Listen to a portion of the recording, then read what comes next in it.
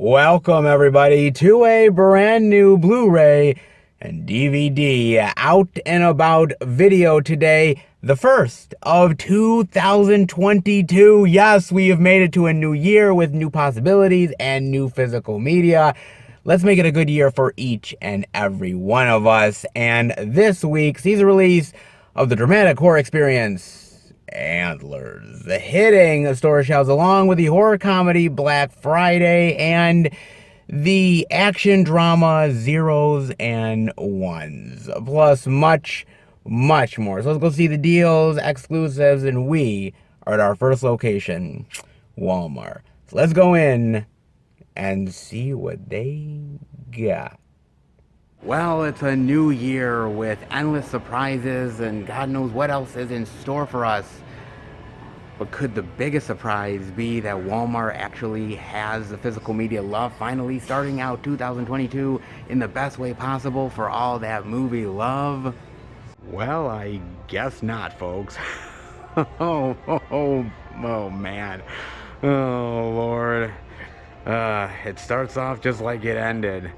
Same old Walmart, man. Good God. I mean, they do have a little bond love. They have the 4K, they have the Blu-ray, they have the DVD. Mind you, they don't actually have the exclusive, because that's sold.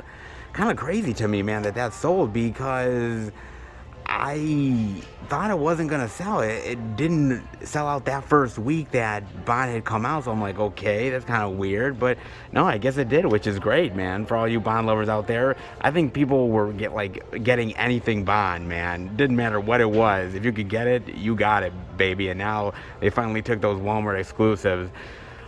People were definitely loving their Bond, man. They got that. They also got a little Venom Let There Be Carnage, the Blu-ray, the DVD.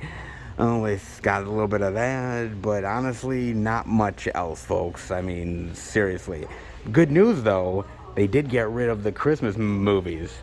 Yes. Thank God. Well, until it sneaks up later on this year. I can't wait. Oh, man. Truth be told, though, they actually would have had Zeros and Ones and Black Friday because the tags are here, but yeah, they didn't actually put out any of the media. Are you really all that surprised, folks? Yeah, I'm not, man. Other than that, yeah, not much physical media to show off. They got a couple of the popular titles, but not much else. Sad but true. And the trend is continuing yet again for this Walmart. Of course it is. Let's head out. I was really hoping, guys. I was seriously hoping, because here I am walking into Walmart thinking to myself, I'm like, okay, new year, new endless amounts of physical media to explore, and Walmart is going to be the Grand Poobah yet again. And I was walking out like, oh yeah, baby, it's going to be a good one. And then my expectations, my hopes, my dreams came crashing down in such an epic way. Oh, I should have seen it coming, to be fair, guys. I mean, honestly, it's not really a big release week. There's a little bit here, a little bit there, but nothing like grand, huge that would make Walmart want to stand up and pay attention. But yeah, there is still stuff out. Hello? Bueller? Like, I mean, come on, man. So they end 2021 as they start 2022 with the same old lackluster physical media love that Walmart tends to have over and over and over again. Of course they do. Of course. Typical. I don't know where 2022 will take us for physical media journeys, ladies and gentlemen, but Walmart, well, I have a feeling we can predict that pretty goddamn easily. Let's hope I'm wrong, folks, but we're starting out not too hot. Let's hope we see those releases next week. Of course we will. In the meantime, there is physical media to explore, even though Walmart doesn't have it, so let's try to find it, shall we? All right, everybody, we are at our second location, Target. But before I go in, I gotta talk to you guys about something. And man, the one thing I will say is eventually karma will catch up to your ass, especially if you're Vin Diesel. Oh, indeed it will. Because you remember a while back that Vin Diesel wanted The Rock to be in the last couple of Fast and Furious movies, right? You know, wrap it all up, bring back the family, so to speak. Well, Dwayne Johnson has other plans, folks. Dwayne Johnson refuses Fast and Furious 10 return, slams Vin Diesel for public plea. This will be a good one. Let's dive in. I told Vin Diesel directly that I would not be returning to the franchise, Johnson said to CNN during an expansive interview reflecting on his career in 2021. I was firm yet cordial with my words and said that I would always be supportive of the cast and always root for the franchise to be successful, but that there was no chance I would return. Vin's recent public post was an example of his manipulation. I didn't like that he brought up his children in the post as well as Paul Walker's death. Leave them out of it. We had spoken months ago about this and came to a clear understanding. Oh, did you now? He also goes on to say, my goal all along was to end my amazing journey with this incredible franchise with gratitude and grace. It's unfortunate that this public dialogue has muddied the waters. Regardless, I'm confident in the Fast universe and its ability to constantly deliver for the audience. I truly wish my former co-stars and crew members the best of luck and success in the next chapter. Oh boy. It just gets juicier, don't it? It definitely does. Okay, so let me be real here, okay? And this is a lesson to learn going into 2022. Nobody owes you jack shit, okay? You have to be good to people, all right? If you're not good to people, they're not going to be good to you, right? And a lot of people are like, well, Dwayne Johnson should come back to the franchise because, you know, they were as much good for him as they were good for Vin Diesel and everybody else, and him not coming back is kind of screwing over the franchise. Wait a minute. Wait just a damn minute, okay? First of all, Dwayne Johnson was one of the people that saved the franchise, and that's pretty much fact, not fiction, folks. And also, he got shit on so badly by Vin Diesel and Tyrese that, I mean, they would want him to be in the films, that he was popular to bring in the people to come get butts in the seats, but yet trash him at the same time. And I think at a certain point, The Rock was just like, look, man, I'm out. I got a big enough movie career. I'm making decent flicks. I'm making bank and money. And so, yeah, this was fun while it lasted, but why would I come back when you trash me all the goddamn time? And so he was out. And look, I don't blame the guy, man. I would do the same goddamn thing, dude. I mean, look, after a while, you're just sick of people talking shit about you, man. And then they turn around and be like, well, you know, we want you to come back and we miss you and you be part of the family. And it's like, you know, fuck off, man. I mean, seriously. Come on, dude. It's like, have some respect for your co-stars. You might not like some of them. Maybe you have issues with their movie career. Maybe you don't like certain points of view that they have. But you want to know what? If they bring in money for you, if they bring in the audience, then be careful what you say, because it comes back to haunt your ass. And this is the perfect example of it, dude. The absolute perfect example. Respect gets respect, okay? And in this case, well, the career of Fast and Furious, it might have went different if not for The Rock being in Fast 5. I mean, dare I say, the movie was great, but it could have went different if that was a different casting. But The Rock brought it. And he brought in the subsequent sequels, and after a while, he did the spin-off, which was really successful. He may do another sequel, and he's going off to do other franchises. He revived the franchise. He helped you do it, and all you did was trash talk the man.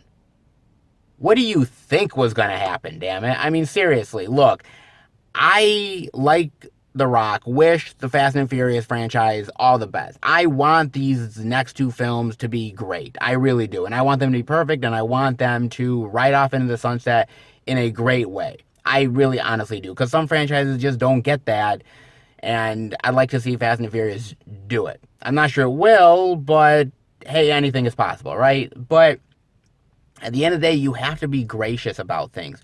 You have to be a nice person and respect people, because if you don't, then well, you're just shit out of luck. Ain't no one gonna do jack shit for you, man. So 2022 is a good example of give respect and you'll get respect back. Give bullshit and you'll get the same back. Okay? It's called karma for a fucking reason, guys. And, well, karma just got stuffed right down Vin Diesel's throat. All right, look, I hope everything works out, but honestly, there's your answer. Dwayne Johnson ain't coming back. And honestly, if I was him and my movie career was going as good as his was, yeah, I wouldn't be back either. I definitely want to know what you think about that. Do you think karma finally got to Vin Diesel? Or do you think, well, with an ego that big, well, he's just not going to get the clue? Let me know what you think about that, guys. In the meantime, well, there is physical media out there. Certainly, Walmart didn't really show Jack Squad. Let's hope Target can deliver the good. Let's head in. Check it out. All right, everybody, we are in at Target, and finally, a little new release love worth diving into. Well, at least one thing, and that is none other than Antlers, the Blu-ray digital for $19.99, a DVD for $14.99. Now, I got a chance to watch this on Amazon Prime, and, well, I didn't really know much about it. I really didn't. I mean, I had heard people really enjoying the movie, really liked it, but I didn't really hear much about what the movie actually was, and even when people were talking about it, you couldn't really find it in the theaters too much, or at least where I was. So I was like, okay, some people are really liking this movie, but I can't seem to find anywhere to actually see the damn thing. So I just waited until it came on physical, but I knew that it was produced by Guillermo del Toro, and even though it doesn't say it, it kind of feels like one of those high-profile director presents type of movies. You know what I mean? I've seen those type of movies before, like the old school, like Sam Raimi Presents or Wes Craven, Eli Roth, and some of those movies fare better than others. Like, some of them are actually really good, and then others of them are like, oof. You knew that the only reason why this thing actually got any kind of release is because this director put their name on it. Because if they didn't, damn, this thing wouldn't see the light of day. I mean, sometimes it does happen. You gotta get a really big name in there of a director that everybody knows so you can get the damn thing out there to the masses. And then once you see it, you're like, oh, Wes Craven, Sam Raimi. You're like, okay, if their name is on it, it's gotta be good, right? Well, not always, ladies and gentlemen. So here I am thinking, okay, Guillermo del Toro produces. He's definitely putting his name all over this because, of course, wants to get more name recognition out there to the horror crowd. Sometimes good, sometimes bad when directors do that, so I'm a little hesitant.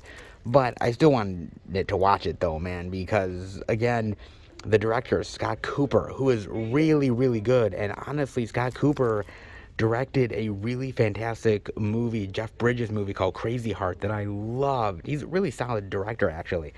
So him diving into horror was something I definitely wanted to experience. It's basically about this little kid that gets caught up within the Wendigo legend. Yes, Wendigo, the mythic folklore horror legend that not many movies have really been made about, if you really think about it, man. I mean, we do many movies on the Yeti and Bigfoot and Chupacabra.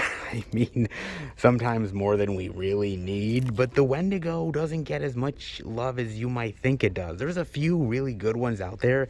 There's Wendigo from 2001, which is not a bad little movie. Not great, but not bad either. In fact, if you remember, Pet Sematary 2019 dealt with the Wendigo. Yes, the whole thing with the Pet Sematary was actually through the Wendigo itself.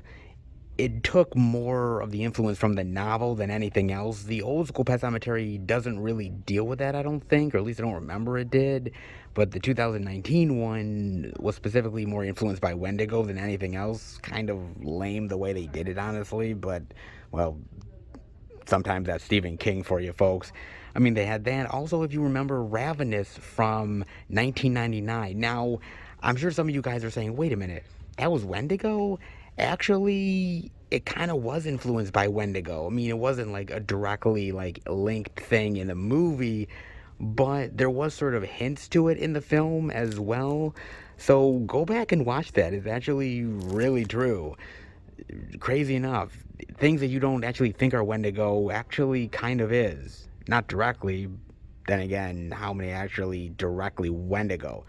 There is a few. I think my favorite, well, when I say favorite, like the cheesiest, ridiculous shit of all time is Frostbiter, The Wrath of the Wendigo. Have you ever seen that, man? From 1996, and it is badly dated, dude. I mean, the special effects are so bad for the time, man. It was so ridiculous and over the top and real fucking cheesy as shit, man.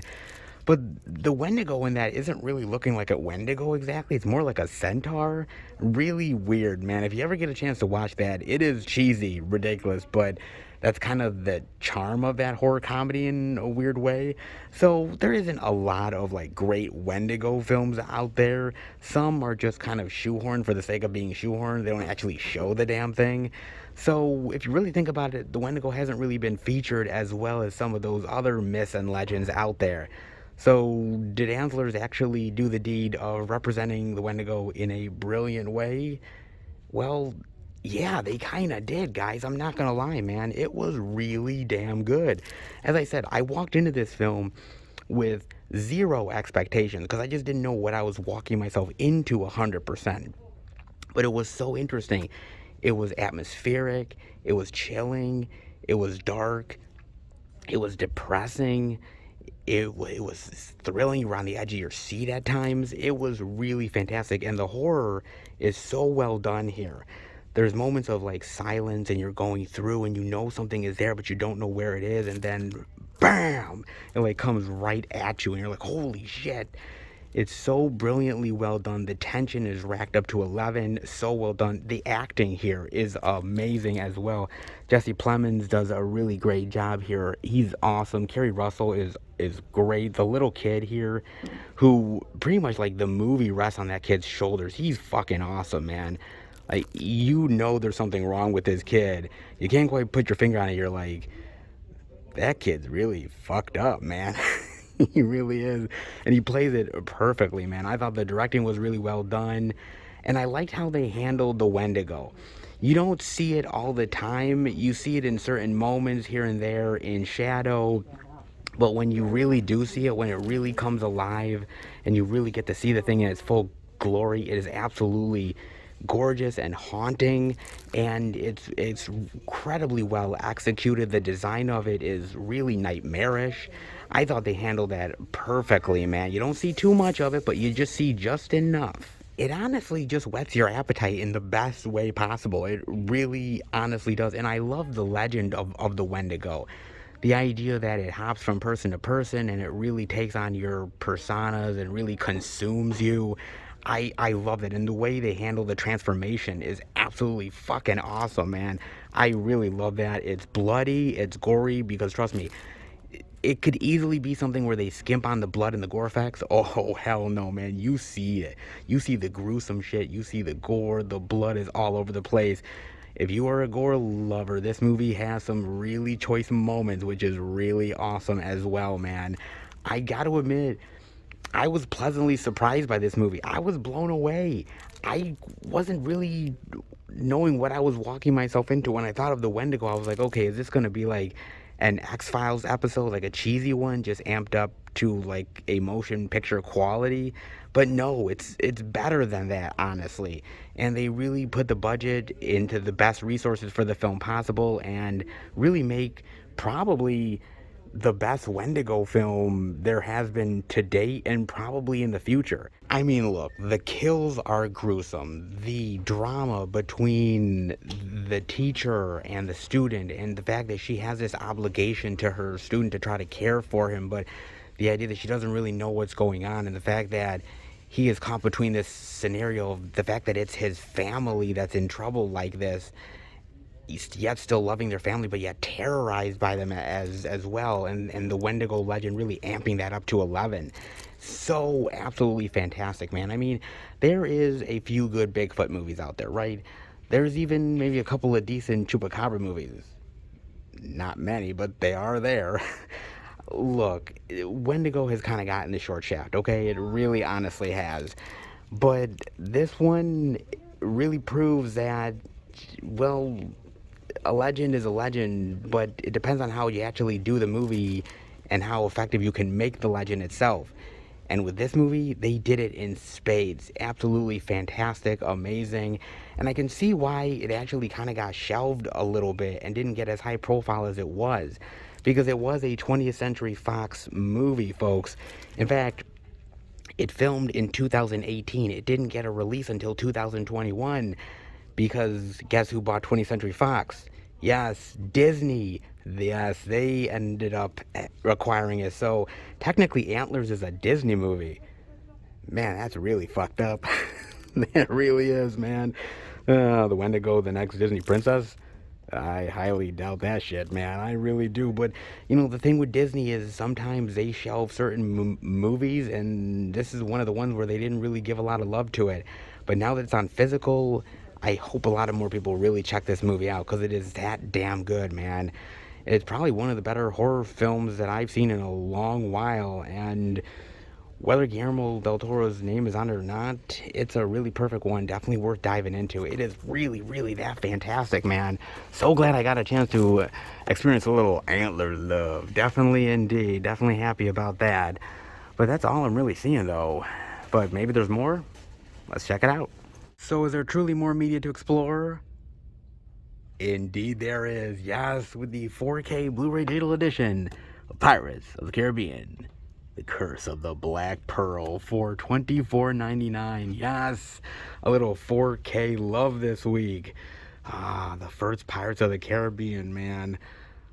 Man, what a wonderful movie. Man, probably one of the best Disney films I've seen in a long, long ass time. One of the best live action Disney movies. Man, they just don't make them like the first Pirates of the Caribbean anymore, do they? Oh, man, they don't. Jesus, I love this movie, man. And you have to sort of flash back, right? Because now we're so used to Johnny Depp being this big blockbuster guy, right? But if you remember, they were kind of really taking a chance on Johnny Depp. Because Johnny Depp wanted to do a lot of weird things with Captain Jack Sparrow, right? Almost made him out to be this sort of gay-looking pirate, dude. And Disney was freaking out. They're like, oh my God, we can't have this. Like, we're going to be the laughing stock. The movie's going to bomb. And the director's like, give him a chance. Trust him. We got this. We're good. And man, Disney was sweating bullets. And when the movie came out, man, it hit like gangbusters. The movie made so much goddamn money. And Disney's like, well, we supported Johnny Depp all the time. I'm like, give me a fucking break, man. I mean, literally, this movie was so fantastic, entertaining, fun, action-packed, everything that you really want in an adventure movie. Pirates of the Caribbean had. It was absolutely phenomenal, man. The acting was amazing, and it just reminded you of those old school pirate movies that you loved back in the day, just updated to modern times. It really was an amazing film for that moment, and Johnny Depp really stunned everybody with how damn good he was. Orlando Bloom was great here. Jeffrey Rush, phenomenal. Keira Knightley really broke out in this film as well. I mean, a lot of people really owe a lot to the first Pirates of the Caribbean, man, in a big bad way. They truly do. And to think this for a second, the fact that it's a Disney ride, right? Because you thought to yourself, you're like, okay, man, it's based on a Disney ride. Like, how good is this really gonna fucking be, man? And the fact that they pulled it off is astounding to me, still is, because they've tried to do that with other ones like Jungle Cruise to lesser extent. There's just something about it. It was the right place, the right time, the right actors that made it work. And there's just certain movies that are like that, and Pirates of the Caribbean is one of them, man.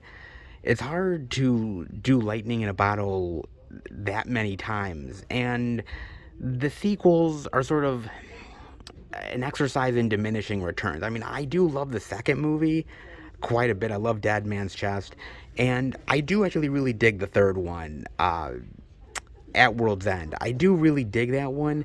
It's not perfect, and you can see where the seams are starting to break as far as the story and the characters and everything, but I still thought it was pretty good as an end of a trilogy. And then they just extended it, man. They extended it into the fourth one and the fifth one, and it just was never as good, man. Diminishing returns in a big bad way. I've heard rumors of a reboot. I've heard rumors of like an all-female Pirates version. Okay, fine, cool. However they want to spin it, but honestly, nothing, and I mean nothing, can really beat that first movie, man. It truly is the concept of magic in a bottle in a big bad way. But here's the thing though, guys, because as much as this is really cool that it's 4K, and I know a lot of people are like, oh, Pirates in 4K, I gotta pick it up. I have heard a lot of reviews, a lot of them say how really bad the picture quality is on this 4K, man.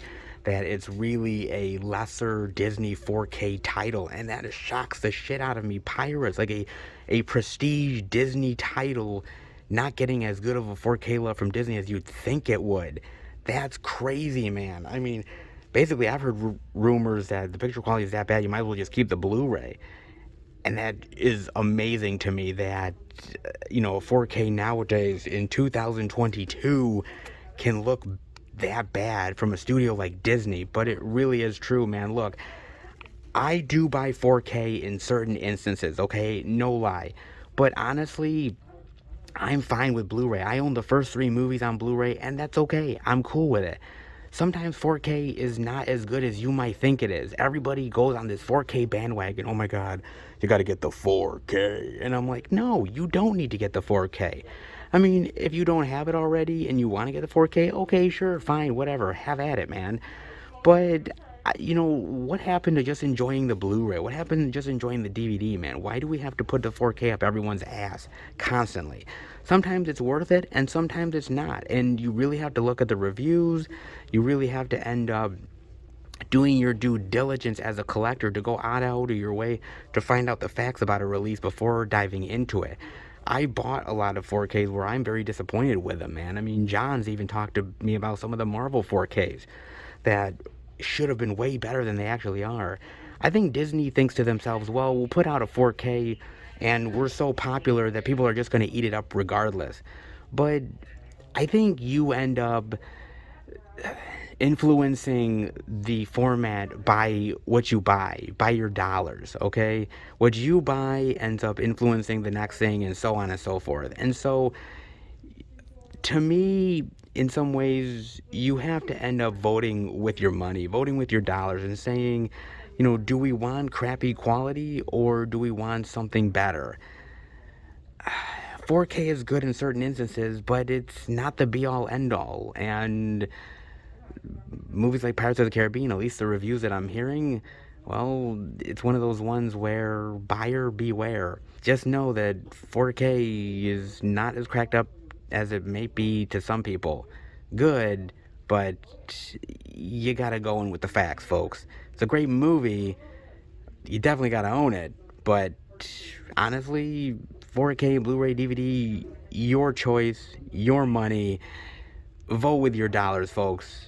But honestly, regardless of how you go, it's a movie that's amazing and one of the best pirate films of all time, and probably one of the last pirate films, true pirate films, that will ever be made.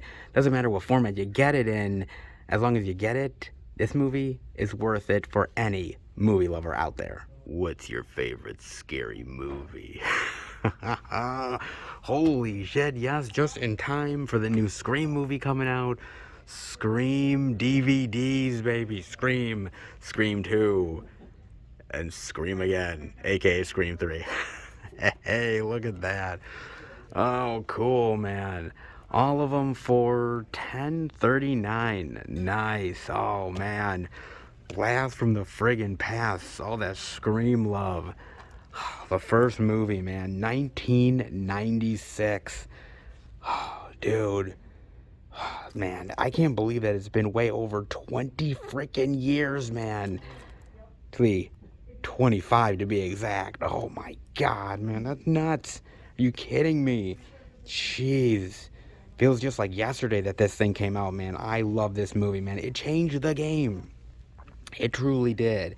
I mean, 90s horror was never as good as 80s horror. I mean, let's be real. It's the honest to God truth here.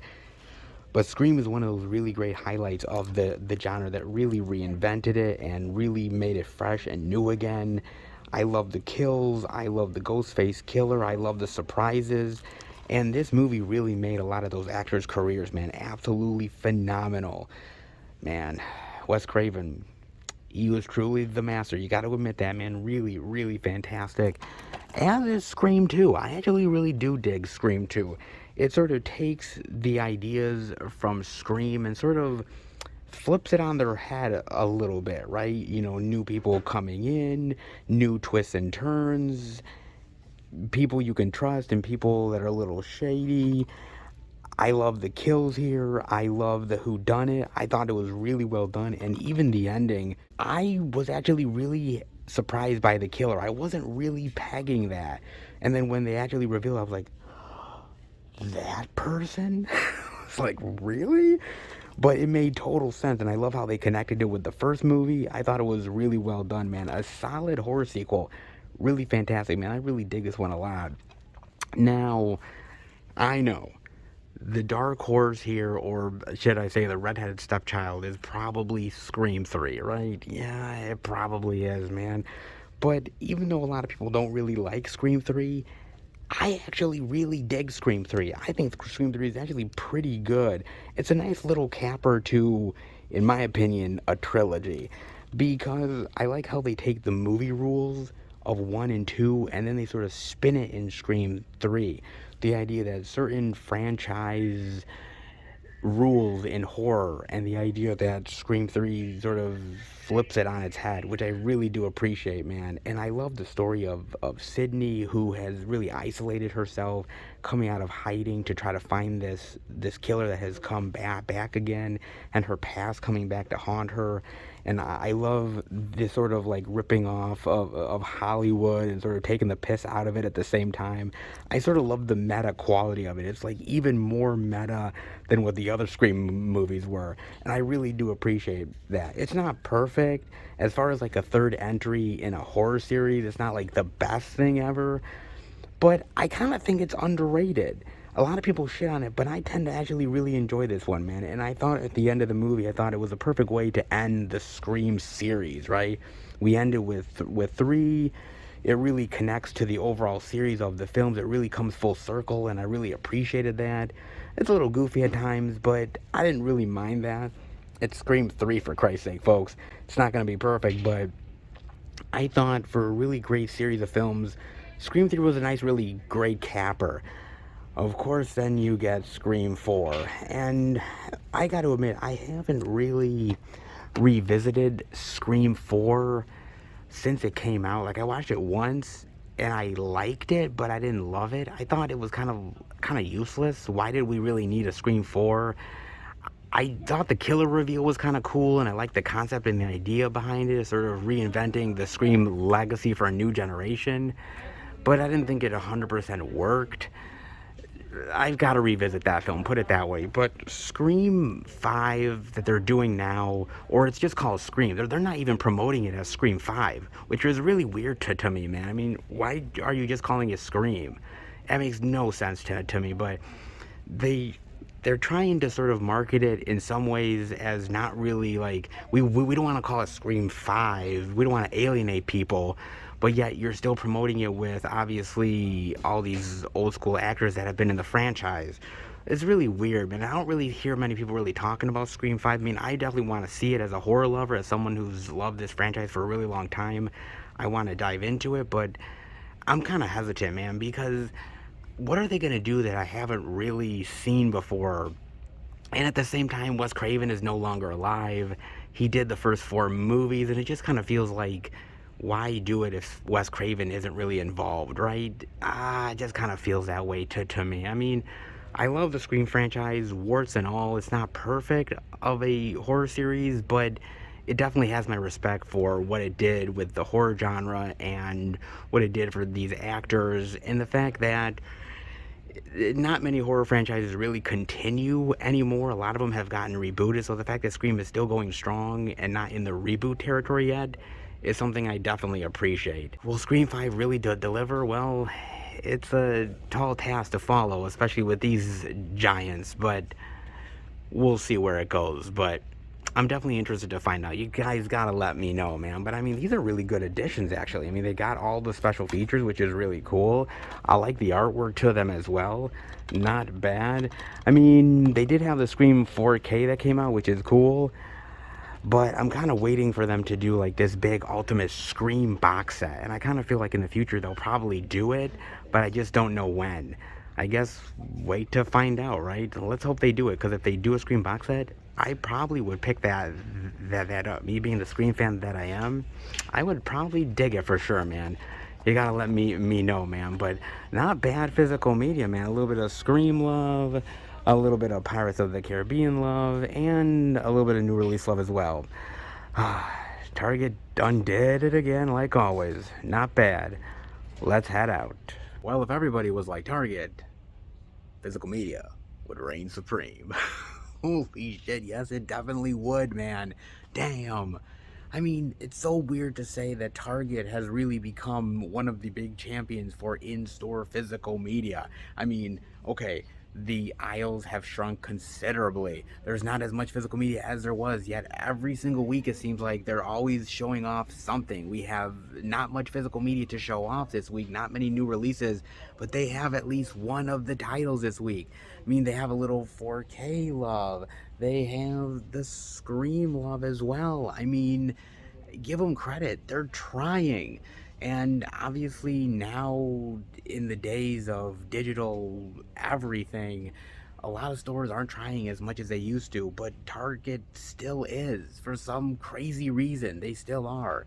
And you got to give them a lot of credit on that, man. I mean, they're not perfect. They don't have everything. There was some other release this week that they didn't have, but the fact that they still had some stuff to show off on a lesser physical media week, that's saying something. Usually on lesser physical media weeks, Target really doesn't have jack shit, but they really stepped up in the best ways possible, man, and I gotta really appreciate it.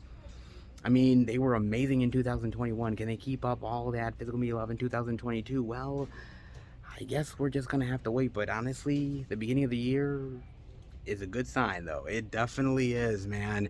Not a lot, but hey, for Target, they still did their due diligence, baby, and that makes me a very happy physical media boy. It definitely does, man.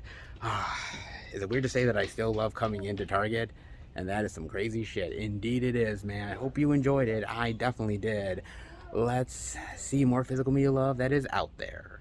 All right, everybody. We are at our third location, the second Walmart. I'm going to go in and check out if there's any interesting indie titles we're showing off. If there is, I'll bring it back to Film Fan 108 HU to show off to each and every one of you. But before I do that, I gotta talk about a trailer with you guys. And this is high up on the anticipation list, ain't gonna lie.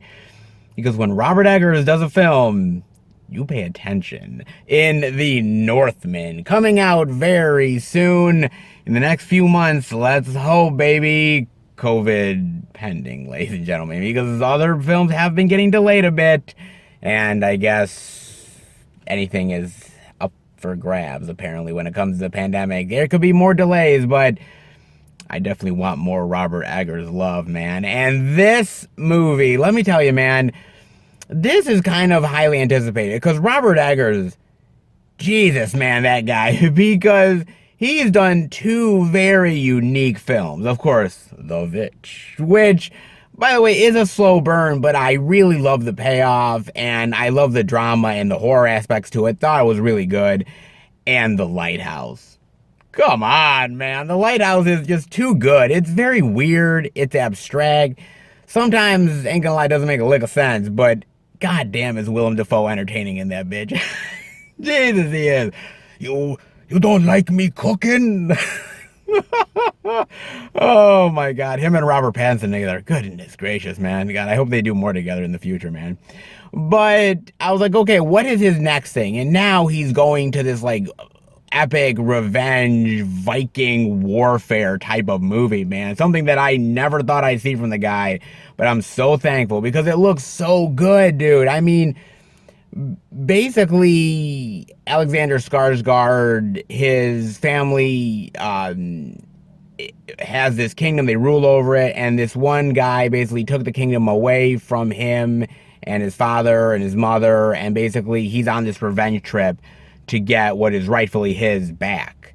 And it's the trials, it's the tribulations, and it's all the killing and death that you can handle, baby. Viking warfare, like kings and queens and battles and Game of Thrones wickedness in Robert Eggers' unique hands. That is something that really intrigues me, man, because honestly, these type of movies I'm not exactly a huge fan of. Like series like Vikings, I was like, I can take it or leave it. There's very few exceptions of movies that I absolutely love with this idea. Like, you know, something like a Gladiator works really well, or I love Kingdom of Heaven, which is really great. And there's certain instances where I was like, okay, I like the idea and I like how they present it. A lot of times it doesn't really work. It comes off as kind of mundane. But this, man, I am down for this. If anything, because of Robert Eggers. I see the trailer and I'm like, okay, I see the action in it.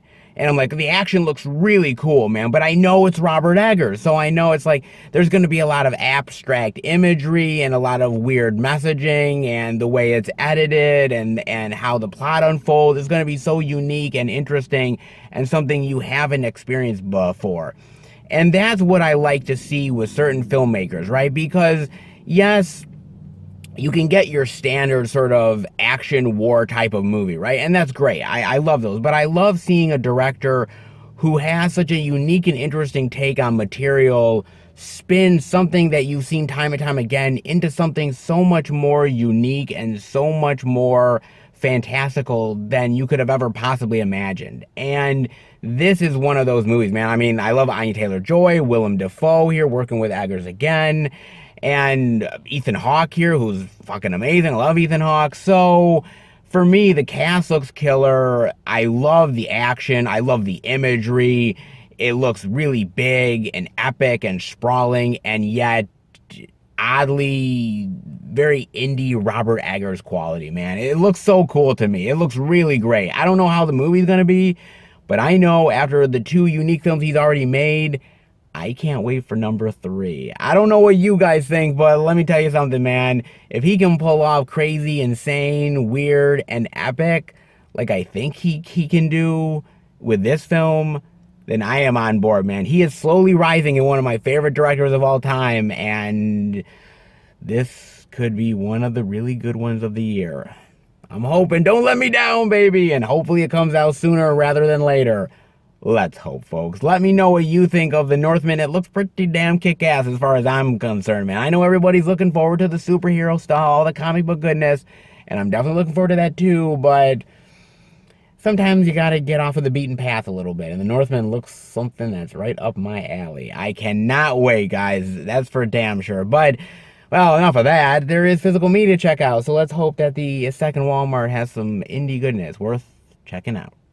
All right, everybody, in at the second Walmart, and the end of 2021 was a little bit of a bummer because we didn't get to see some of the indie weirdness to cap off the year, but now that we are in 2022, now that there is a refreshed new year ahead, has the second Walmart sort of dusted themselves off and brought back the indie bizarreness for us to bask and enjoy all the glorious craziness? Indeed they have. Oh yes, they have, baby. They have brought it back. Not a lot, but a little bit. But any indie bizarreness is definitely good indie bizarreness, and I will definitely take it in a big bad way. Oh, I know you will as well. So, oh, for the first of the year, you know what that means. We are heading back to Film Fan 108 HU, where you sound. Yes, you get to show off all that indie goodness. You ready, baby?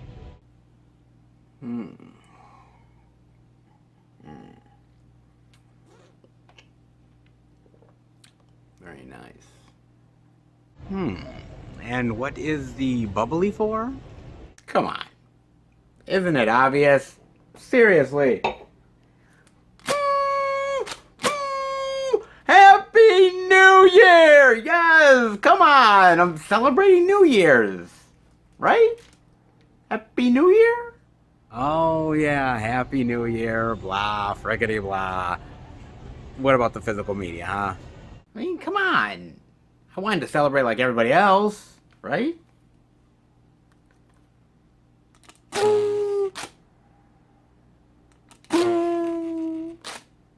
a tad bit late for the celebration, don't you think?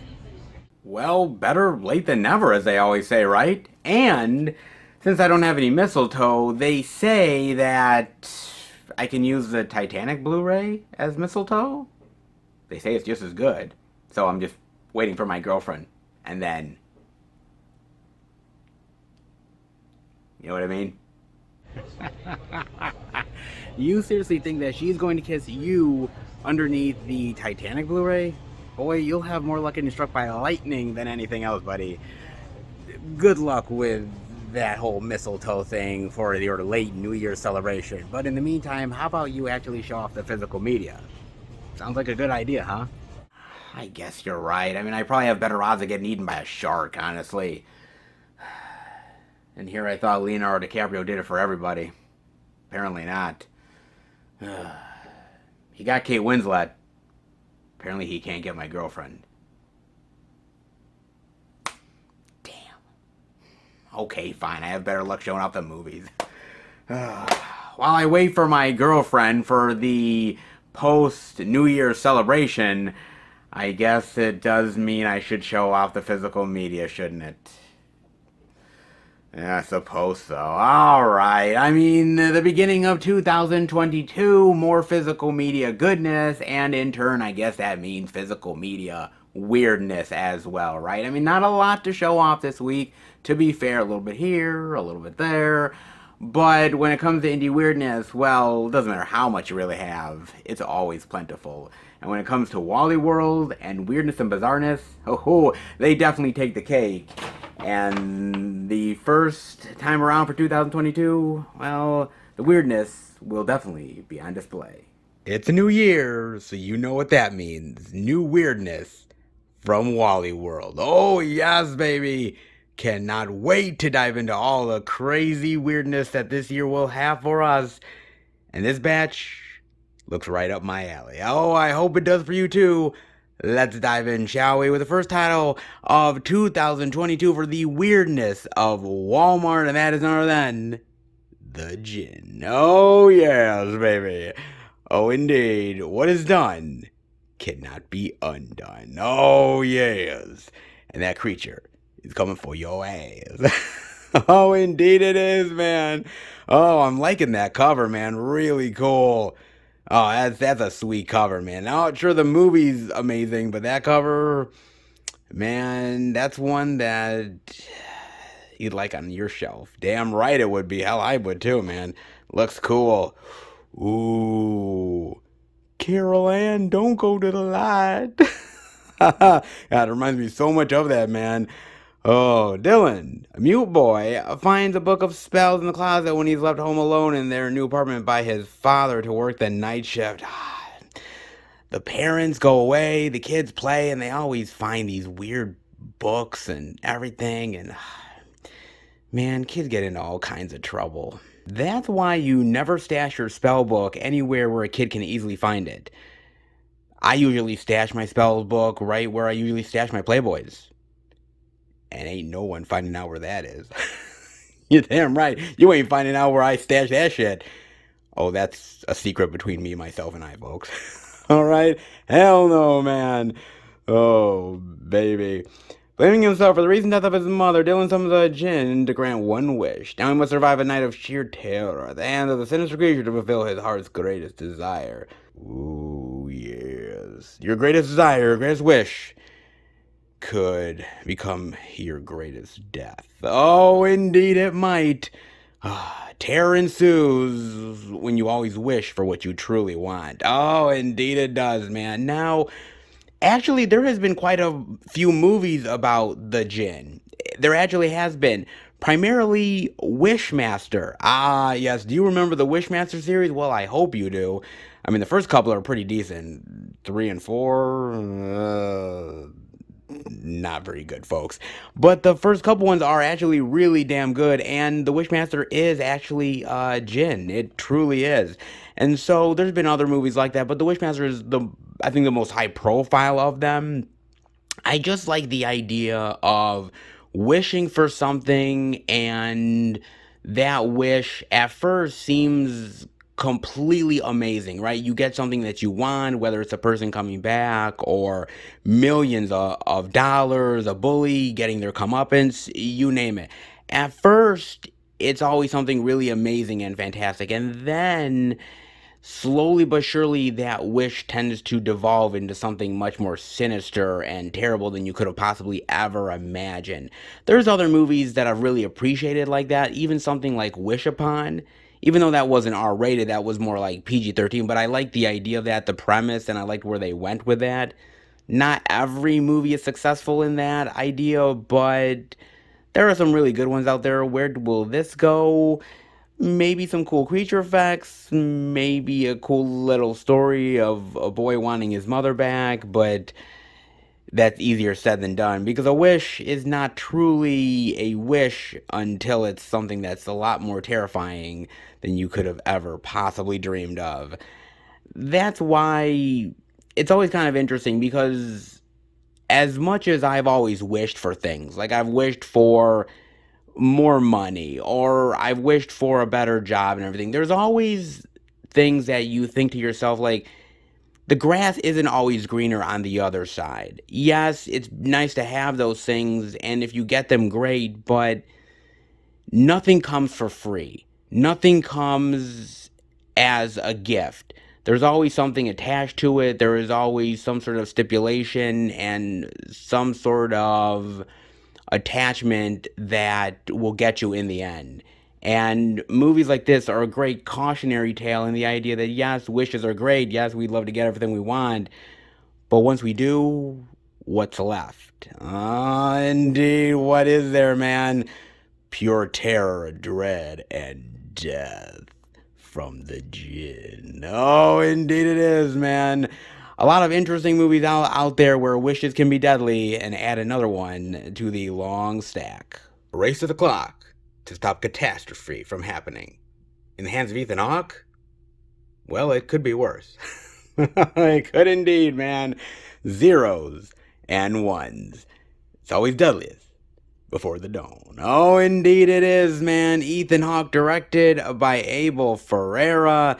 Oh, man. This has the potential to be really amazing, doesn't it? I mean, you have two very great factors here. A very wonderful director who's done some amazing work and an actor who is truly a wonder in his craft. So, great two things that could bring this movie great fame and instant notoriety and a movie that could really be tense and thrilling. Now, I got a chance to watch this on Amazon Prime, right? And basically, it's about this guy who, in the course of one night, has to really stop the Vatican from being blown to bits. And he's got to find out this information, and he's got to end up dealing with these encounters from all these individuals who want information or know him from his past, and it's just one deadly night of circumstances that comes to a deadly confrontation. So that's kind of interesting, right? You're thinking to yourself, okay, I like that synopsis. I'm liking Ethan Hawke, Abel Ferreira. So you're thinking to yourself, okay, it's got the recipes for success, right? It truly does. It can't be a dud. Seriously? It can't be a dud. I mean, seriously, that's got a lot to it. Come on, tell me it's not a dud, right? Well, honestly, it kind of is, guys. I'm serious, man. And I don't want to be a Debbie Downer here, but I got to be real with you guys. Like I said, I watched this on Amazon Prime, right? And I was excited to watch it. I really was, man. I mean, I'm a huge fan of Ethan Hawke. So for me, I'm like thinking, okay, this has the potential to be really solid. It's looking intense and gritty and dark, and I'm liking this. And at the beginning of the movie, I'm kind of digging where it's going, right? He's in this foreign land and he's got to stop this situation from happening and he's looking like somebody who has a dark past to him and he's encountering these people and you're thinking to yourself, okay, I'm kind of liking this. I don't know where it's going. It could be unpredictable. And then slowly but surely the movie gets overly complicated. It gets boring. It becomes very abstract and almost confusing at times. And it's not really even much of an action movie.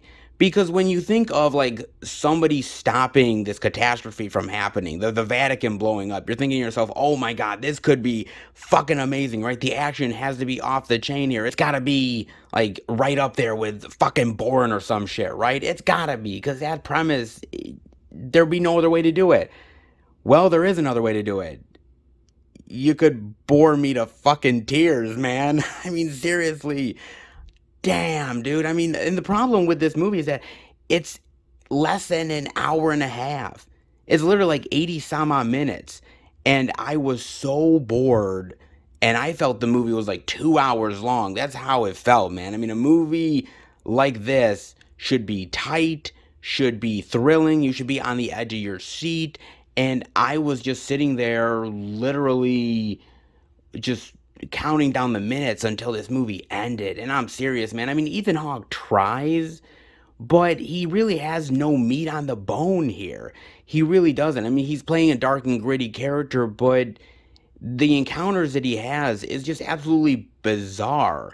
Like one moment he's being interrogated, but he starts to like go like Nicolas Cage nutty and crazy in the interrogation for no absolute fucking reason. There's another scene where they literally grab him to bring him into a hotel room to have sex to impregnate this woman while they watch, and it's not nearly as hot as you might think it is. Like, I mean, you're like, damn, dude, how could they make that shit dull? And they do. Fuck, man. Well, I could have had a hard on. Not so much now. Oh, man. It just doesn't really do much. And even the action you do get is just very cheapo. Like, there's the explosions in it, but the explosions are kind of like almost like something that you'd see on like a low level YouTube video. I mean, seriously, I could probably do better explosions than this fucking movie can. It felt cheap. It felt sort of out of touch. And at the end of the day, what's even worse is that they use the pandemic in this movie. So this story takes place during the pandemic, right? The height of the pandemic. Everybody's wearing masks, they're sanitizing the money. You know, there's even moments where there's a potential for him to get with a couple of prostitutes, and the pimp is saying, you know, well, they have tested negative. And so, I mean, you're thinking, okay, negative for crabs or corona? I'd like to say both, but you're not giving me much hope there, folks. I mean, seriously. You know, the problem with using the pandemic is it's kind of cool in some ways to make it sort of more up to date and more modern. But the problem is there's no real reason to put the pandemic in here. I mean, other than making it more modern, it doesn't add anything to the story other than maybe a certain sense of isolation. But you could have done that in better ways. You didn't really need to use the pandemic to your advantage like this, or in my opinion, disadvantage, because I don't mind if you use the pandemic. That's fine. If you want to use the pandemic, that's cool. I'm okay with it, but you got to do it where it makes sense for the story while you're doing it. To me, it never really made any sense. It just was there because it's a topical thing, and why not do it?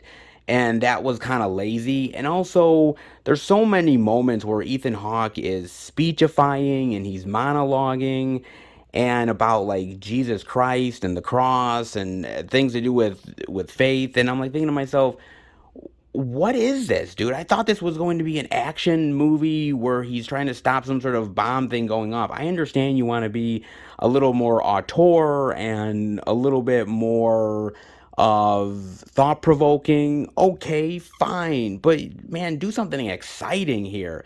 It just felt very mundane and average, and it just kind of bored me to death. And the sad part about this whole thing is it being directed by Abel Ferreira. That's the most disappointing thing of this all, because he is such a great director. Well, he used to be a great director, man. I mean, he directed The Driller Killer. He directed Ms. 45, which is fucking awesome.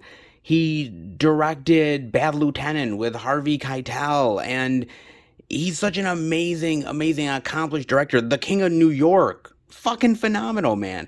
I mean, the last thing I really liked of his was something he directed back in 1993, I believe. He directed one of the adaptations of Invasion of the Body Snatchers. And I happened to really enjoy that movie, but that's really the last thing he did that I kind of liked. I mean, The Dangerous Game isn't so bad, I suppose, but I mean, he ended up doing that Willem Dafoe movie Siberia that I talked about in one of the Out and Abouts last year. And that's really abstract and kind of confusing and a little boring, and I can say the same thing here. I mean, sometimes directors still got it years into their career, like somebody like a Martin Scorsese, and then there's other people like Abel Ferreira, who used to be amazing, but nowadays just kind of comes off as a bore, really. Sometimes directors don't exactly age well with the modern times, and this director is one of the ones that truly does that. It's such a goddamn shame because with a great director and a great star, this could have been really thrilling and tense and on the edge of your seat, but it comes off as just really a mundane bore fest that is kind of confusing and lacking in any real suspense or intensity. And that really sucks, man. I mean, if you like these type of movies very abstract and preachy, hey, go right ahead. Zeros and ones is your thing. But honestly, for me, hell, I'll take a Gerard Butler action flick. And man, that is really saying something. Sometimes what you may find in the deep might just need to stay buried. It just might, man, in the Superdeep. A Shudder original, The Thing and Alien meets Alex Garland's Annihilation, man, that is quite the praise. Huh. Does it deliver, though, on that? Interesting. It is inspired by true events, and I will say this, man. I don't know how much it's inspired by the true events, but if it's at least a little bit inspired by it, to a certain extent, man, we are fucked, folks. We are extremely fucked, man. Holy Lord, we are. I mean, I got a chance to watch this on Amazon Prime, and I wanted to watch it because it kind of intrigued me. The synopsis, the idea of this Russian borehole that they've literally been digging and drilling as far down into the Earth's crust as humanly possible. And they got pretty far down until something perhaps came up that they weren't expecting it to. Ah, yes. What is it exactly? Well, you have to go in the super deep to find out. Oh, indeed you do, man. Now, look.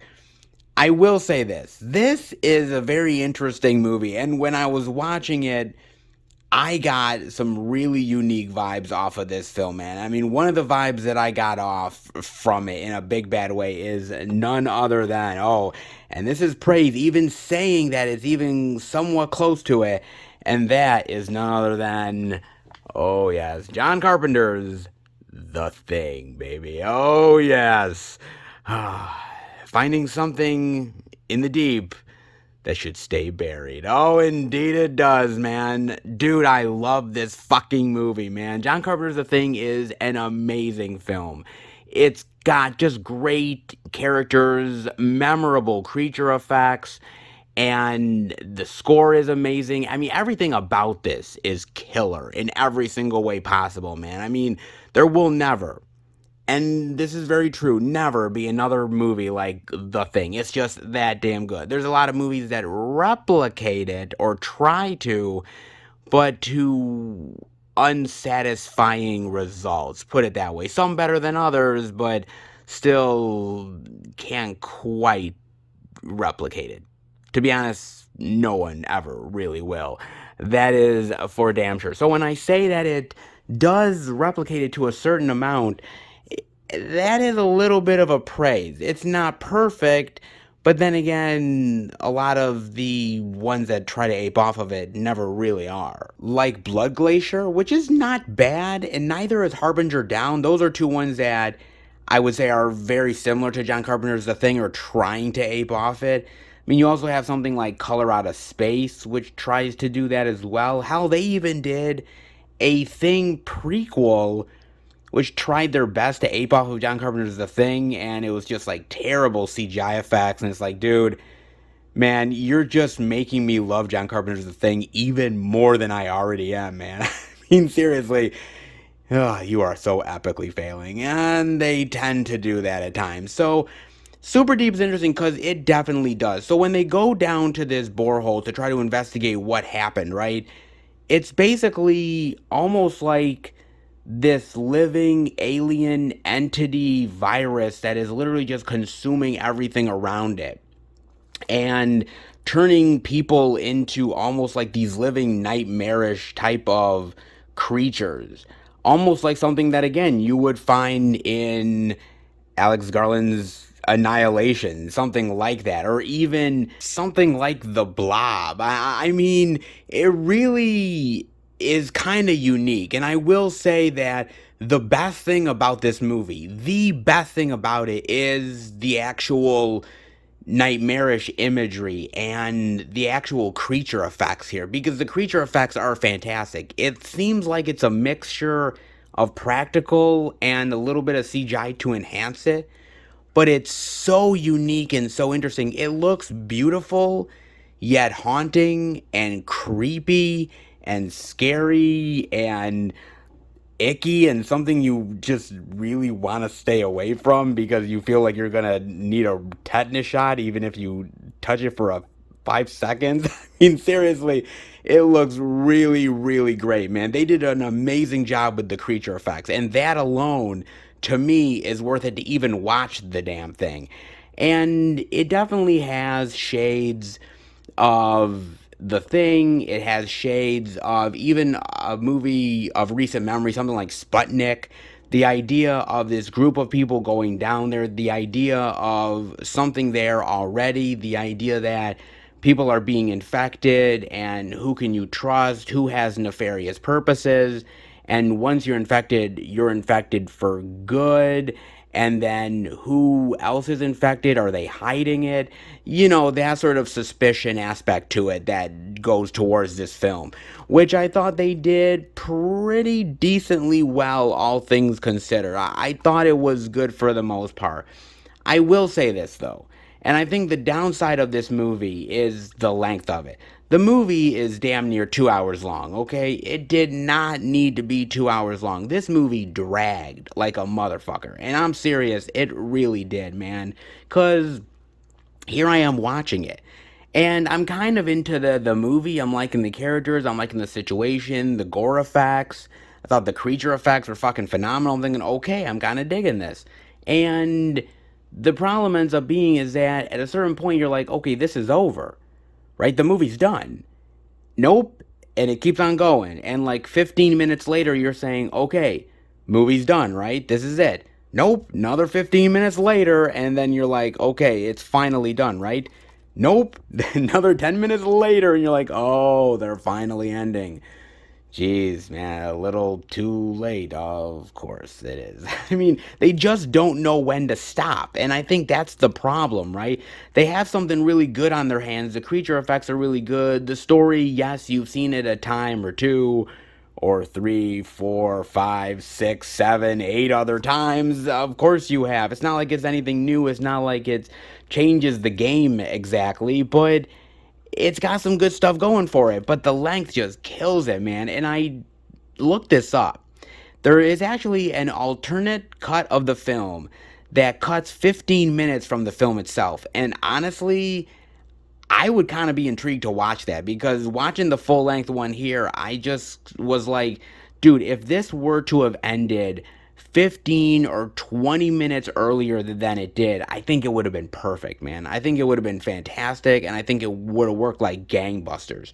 Unfortunately, it just drags on for too long, and you already have the payoff, you already have the setup, you already have the really great effects, you already see all of the gigantic stuff that's gone on, and the really great dilemmas and the cool effects and the big giant creatures, and you've already seen it, and it's like, okay, we're done, over. But then they have to continue, and well, we got to get off of this thing, and okay, the dilemma of that, and then we're actually getting out of it, and then the dilemma of that, and then the dilemma of actually reaching the surface, and the drama of that, and it's like, okay, we're done. move on, and they just couldn't really do it. And unfortunately, they just kind of killed their own momentum, and it kind of sucks because as it says, it is unique and it is very visceral, and I love those effects, man. Anytime you saw something new, you're like, okay, well, we've seen how it affects a human like this, and then you see how it affects them. It almost looks like something like almost like a tree stump. Like it turns into like this weird tree stump with almost like weird mushrooms that are spouting this sort of infection all over the place. But it's all dealt with heat. Like it lives off of heat. That's why going down to the Earth's core surface, it feeds on it and it replicates off of that, and then going up towards the cold, that's how it gets killed.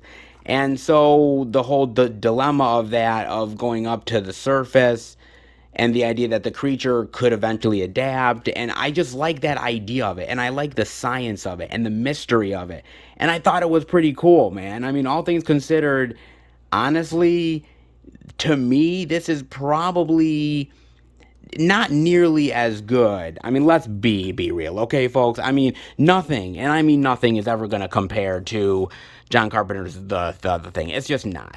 The effects and the story and the characters, it's just never gonna be replicated. That's just never gonna happen, man. I mean, just not. John motherfucking Carpenter at his finest. Not gonna happen, dude.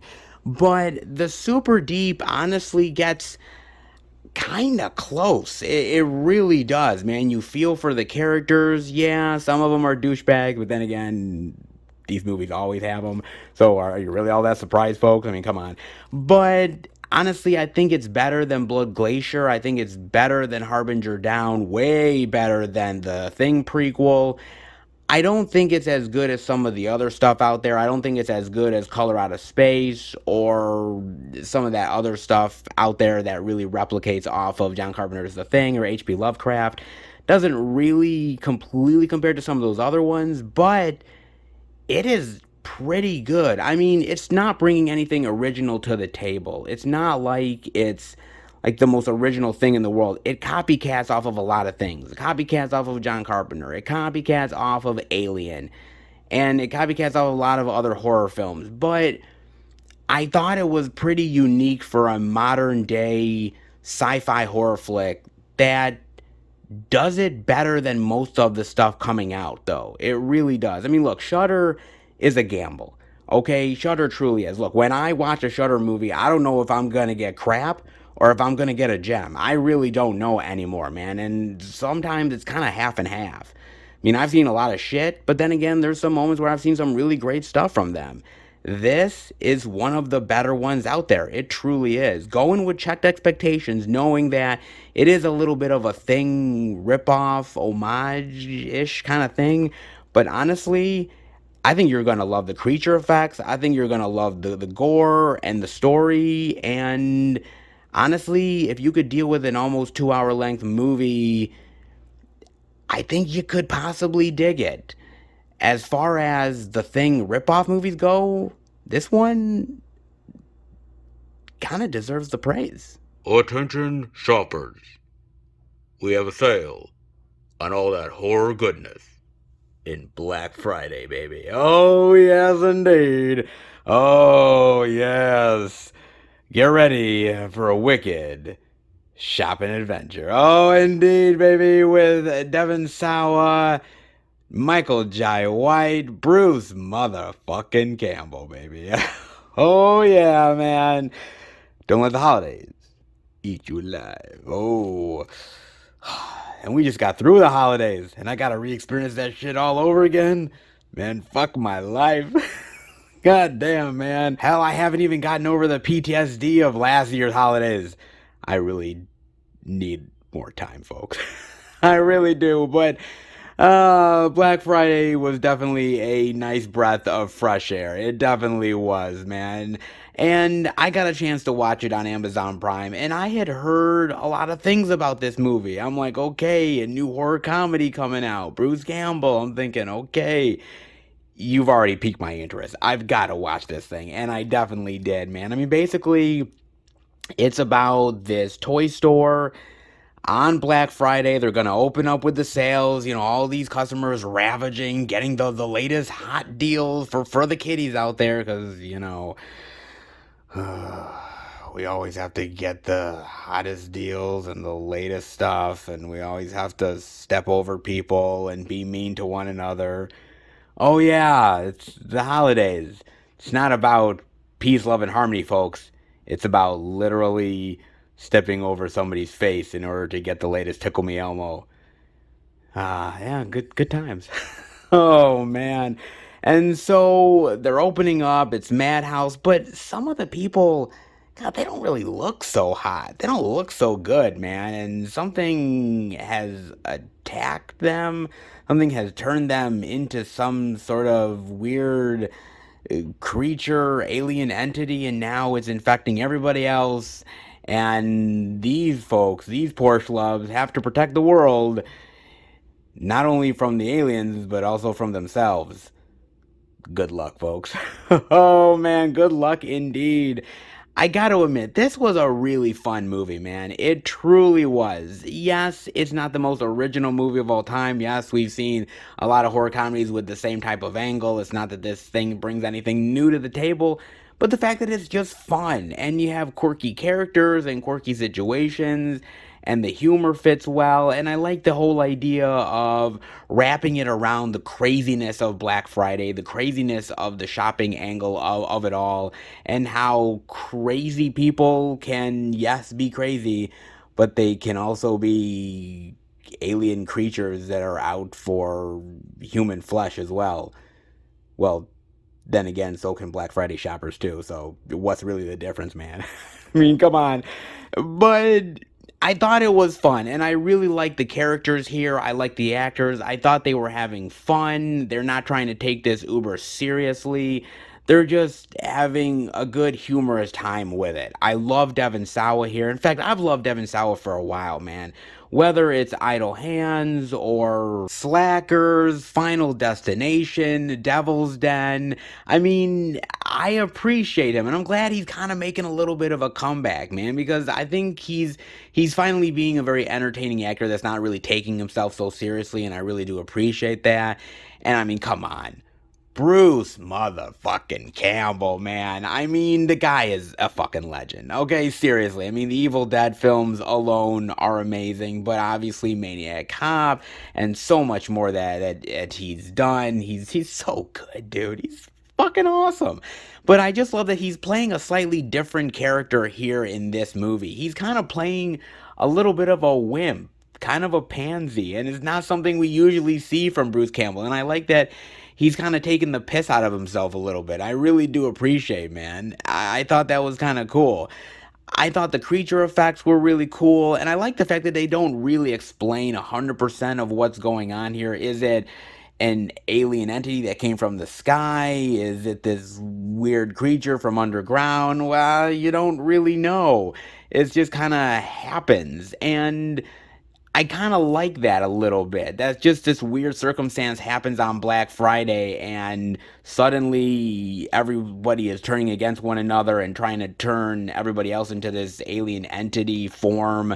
It kind of almost reminded me a little bit of like a movie like Slither, which is really fun as well. I really dug that one, man. I mean, like I said, I love the makeup effects. Yeah, there's a little bit of CGI craziness there. Sometimes works. It's not exactly the highest budget film of all time, but it's fun and entertaining. And I think that's what makes the movie very well worth it, man. It's got some cool blood and gore gags to it, which I thought really worked as well. It's quirky, it's fun, it's entertaining, and I really appreciate it. And I appreciate horror comedies in general. They're really fun, man, and a lot of them I really appreciate. Like Jack Frost, which is absolutely amazing. I mean, come on, Nightmare Sisters, so good, dude. That's really fantastic. Behind the Mask with Leslie Vernon, absolute killer. Love that film so much. That is really fantastic. Of course, I gotta talk about Bubba Hotep, another Bruce Campbell classic, baby. So good. Aging Elvis never looked so groovy. I really love Once Bitten. Once Bitten is a great horror comedy, which I really dig. That is very fun. Love the hell out of that one. I also gotta say, Serial Mom is really fucking cool as well. So good. Of course, Tales from the Crypt, love. I gotta also say, I mean, come on. Return of the Living Dead, absolutely fan-fucking-tastic. Black Sheep is really fantastic as well. Really bizarre and wild and weird, but I really love that one a lot. That one is really fantastic. Really dig the hell out of that. Evil Tunes is really great. Frankenhooker, I fucking love. Freaky. I mean, Gremlins is great as well. I mean, there's so many really amazing, great horror comedies out there. Of course, you gotta say some of the other ones out there that I really love, like Reanimator, which is really fantastic as well. Oh, I can't forget to talk about Shaun of the Dead, which is really fucking awesome.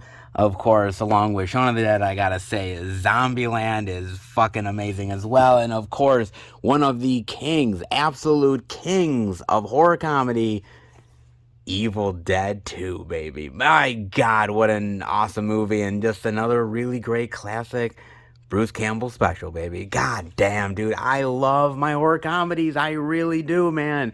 There's some really amazing horror comedies out there, and I have a hell of a lot more in the collection as well. I really do. Those are just some highlights, but horror comedy, when done right, is really special indeed, man. And add another one to the list. And I truly mean that, dude. I mean, like I said, it doesn't reinvent the wheel.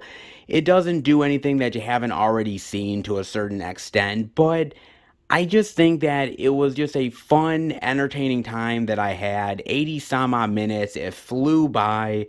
I love the characters. I love the creature effects. And I just had a blast with the movie.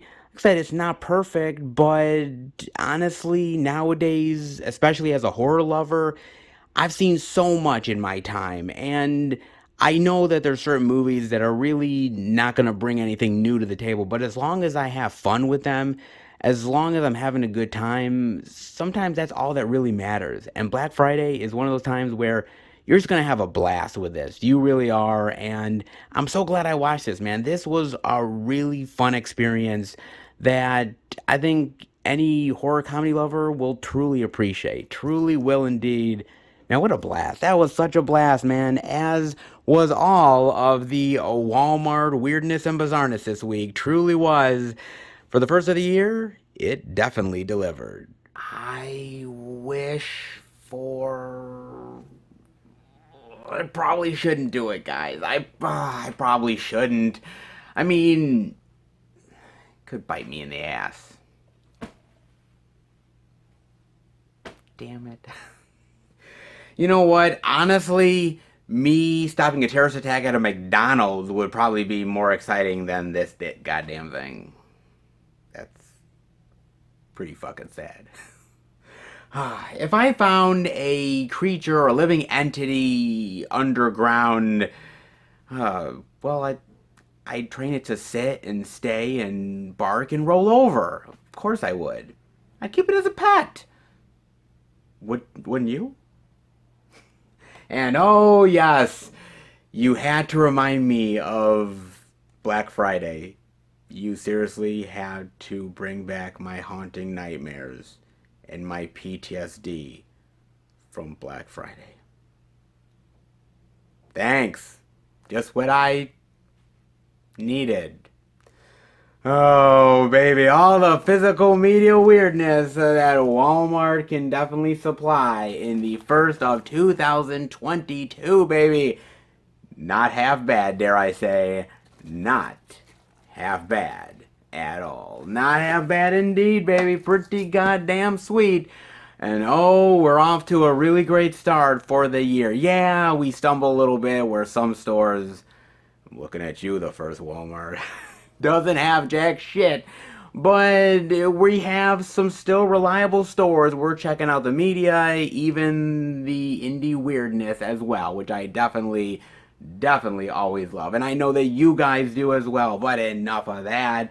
Let's hope for more physical media love at the next location. All right, everybody. We are at our fourth and final location. And When it comes to celebrating physical media in the new year, well, there's a lot of places you have to go to, but you can't forget to show the beast a little love. Oh, indeed, you definitely do, baby. So you know where we are at. And that is none other than Best Buy the Beast. Best Buy, baby. Oh, indeed we are, man. Not a crazy, plentiful physical media week, to be sure. A release here, a release there, a couple of surprises. What will Best Buy have in store for the first out and about of the year? Who quite knows? Best Buy's always been a little iffy, hasn't it, as of late? It has, but we've also been surprised as well. So let's hope for some new release love and maybe a release or two that we weren't expecting. How about we go in and check it out? All right, everybody, we are in at Best Buy under the new releases, but can you tell me if there's any new release love over here? Can ya? Because I don't see any. I definitely don't, man. I mean, they finally do have at least a little bit of Bond love back in. I mean, it's only 3 copies of the Blu-ray, but shit, at least it's something, man, because they are still mega wiped out of Bond. I mean, they've got the Shang-Chi love. It does look like they've kind of restocked a little bit, though. Got a little bit more Cry Macho, Ron's Gone Wrong, Malignant. Hey, they even have the French Dispatch. I mean, it's a week late, but hey, I'll take it. I mean, I do really love Wes Anderson, though. I think Wes Anderson is such a great, quirky director, has a great, unique sense of style. But I just don't think this is one of his best films. It just felt too improv-y and kind of flat at times. Good moments, but not peak best Wes Anderson you've ever seen. Not terrible, but could have been a hell of a lot better. But if you are a fan, definitely grab it. And also grab it because, honestly, I don't know if Disney is going to be licensing these Criterion stuff anymore. I mean, Wes Anderson always had Criterions. Now I just don't know. So if you're a fan, get up on it, because it might be the only copy that will ever exist. Sad, but unfortunately true, man. I mean, some good stuff overall. Fast 9 Steelbook that's been there like forever. Jungle Cruise. Hell, they still can't seem to get rid of the Mortal Kombat ones. That. Suicide Squad, Space Jam. Oh yes, even in 2022, you still can't sell this goddamn thing. Gee, I wonder why. Oh man, some decent physical media, but no new release love. Oh, what's on the other side? Well, not much restocking. That's what's definitely over here, man. I mean, they are still out in a big bad way of Venom, man. I mean, talk about a movie that sold like a motherfucker. This, along with Bond, was a huge seller, man. And now they are bone dry, man. It reminds me of when they had like Godzilla vs. Kong and it was all sold out. And they like never restocked, barely. It's probably going to be the same way with Venom Let There Be Carnage, guys. I mean, they still have a little bit of Steelbook love for The Wolf of Wall Street, Batman Year One, Candyman, Free Guy, The Last Duel, Cruella, Old. I mean, all the usual suspects. They did get in a little bit of the many things of New Work love, the Blu-ray digital for $22.99. And again, I am a big Sopranos fan. I really like The Sopranos in a big bad way. The TV stuff, the movie here, it's fascinating to see the early years of Tony Soprano, but it wasn't really all that necessary, and it doesn't really tell me anything that I didn't really already know or needed to know, put it that way. It's interesting at best if you're a Sopranos lover, but honestly, the TV show is much better. Unique, but can't hold a candle to a lot of better mob movies out there, put it that way, man. But again, I never actually thought we'd see more Sopranos love after the TV show, so something is better than nothing, right? Maybe, guys. Just a little bit. I don't know, man. I mean, not a lot of restocks here. I mean, still 3 from Hell.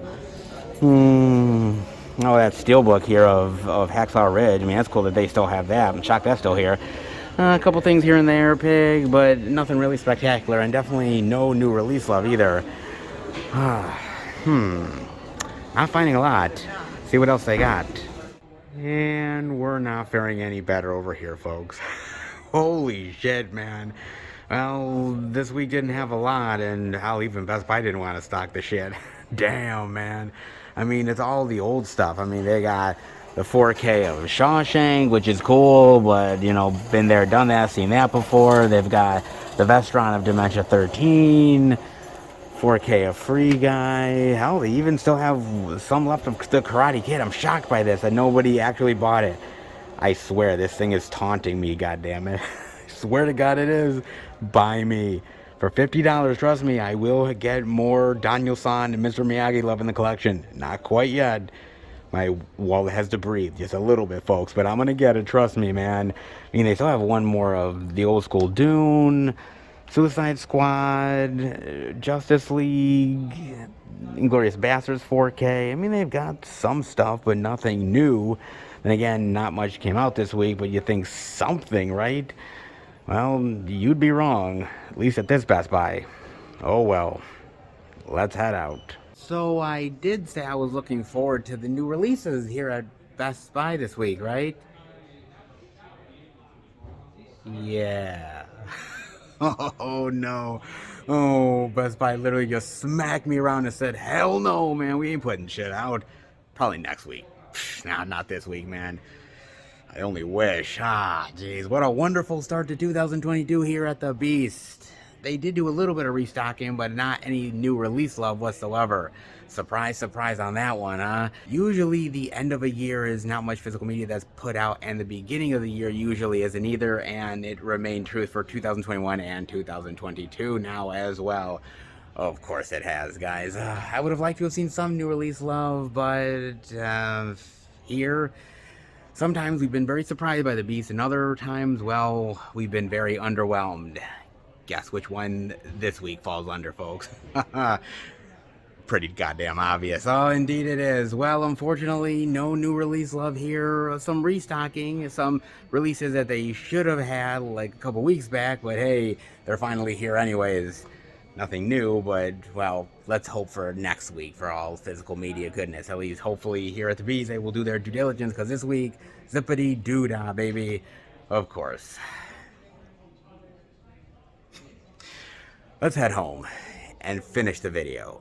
Alright, everybody, that'll do it for the Blu-ray and DVD out and about video. First of 2022, yes. Oh, we're diving into 2022, man. Wow. Damn. I am very, very interested to see where 2022 takes us, takes physical media. I can't wait, baby. And this week, well, to be fair, we're still in kind of a little bit of a hangover, right? We're still in a little bit of a holiday hangover. We're kind of getting all the you know, all the Christmas light crap off us. We're slowly but surely getting back to the usual routine, okay? We are, man. And it was a little bit slow, but still some very unique things that we were able to find here and there when we were able to find them. Not bad overall. Some unique releases worth checking out. Hopefully you guys picked up something good. If you did, definitely let me know. As far as I'm concerned, well, I got some things.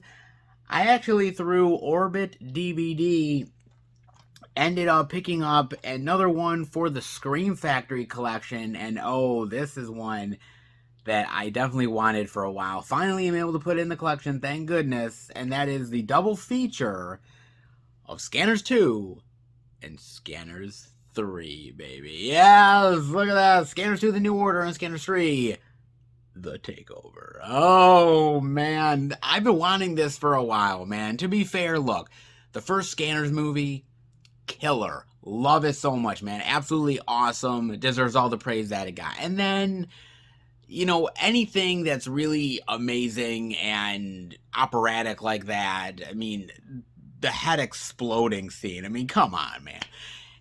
Everyone's going to try to ape off you. I mean, seriously. And why not Scanners itself trying to ape off its own, you know, corpse? So that's what they did with Scanners 2 and Scanners 3. Truth be told, man, they're never going to reach the same level as the first Scanners, right? But these are kind of cheesy fun, which I appreciate. Scanners 2 I appreciate a little bit more than Scanners 3, but Scanners 3 I still like, though. I really like these two films, and they kind of go a little bit more cheesy action, mind-bending. Quality. Oh, yeah, so of course. But they are fun, they are entertaining, and I do really appreciate them, man. And I had forgotten, because I haven't seen these movies in for so long, that David Hewlett is in part two. And I love David Hewlett from obviously Cube, but Stargate Atlantis. And I'm like, Rodney McKay and the Scanners too. I totally forgot about that, man. Oh, my God. He was awesome in here, and I think even the third film has some really great highlights as well. I mean, they're not big blockbuster quality, they're a little bit cheapo, but they are entertaining and fun, and I don't get a lot of double features, to be honest with you. I really don't. I'm not a double feature guy, but every so often I do dive into a little double feature love. Scream Factory tends to put out something I really do dig. And I wanted this one. It's cheesy, but you know my style, guys. You definitely do. And the other thing that I got from Orbit DVD, when I saw this one, I was like, oh, okay, this is one that I've wanted for a long while, and it popped up in my sort of Orbit recommendation feed, and I'm like, this is one that I wanted. 50th anniversary edition from the UK, and that is none other than Peeping Tom. Oh, yeah, man, Peeping Tom. So, if you have never heard of Peeping Tom, I can't quite say that I blame you. This movie was extremely controversial when it came out, right? Now, it came out in 1960, around the same time as Psycho. Now, Psycho became an absolute classic. It's Hitchcock, and it really was something that influenced the horror genre, still does to this day in many ways. And I do feel Peeping Tom would have done the same, and in fact still has in certain ways, if it didn't get censored and basically ripped to shreds. So, when it came out, it shocked everybody, okay? It's from Michael Powell, the director who did The Red Shoes and a lot of acclaimed movies. And basically, it's about voyeurism. It's this guy that has this camera, and he's filming these women, while he kills them. And it's just sort of sick and perverted and twisted for 1960.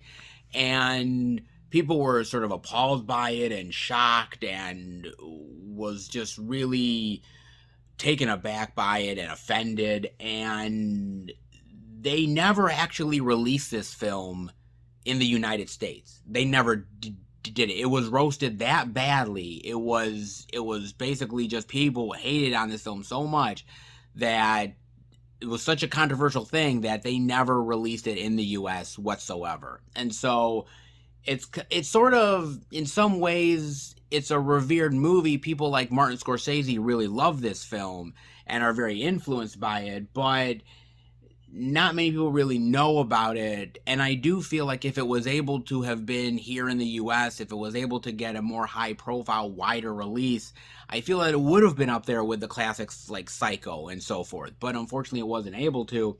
And it's interesting because Powell's career, as it says here, was never able to fully recover. I mean, he was never able to recover in his career, and this movie just basically ended up getting drowned out. And I'm so glad that it didn't get lost to time, that there's a lot of great movie critics out there and filmmakers who really do dig this movie and saved it from obscurity, essentially.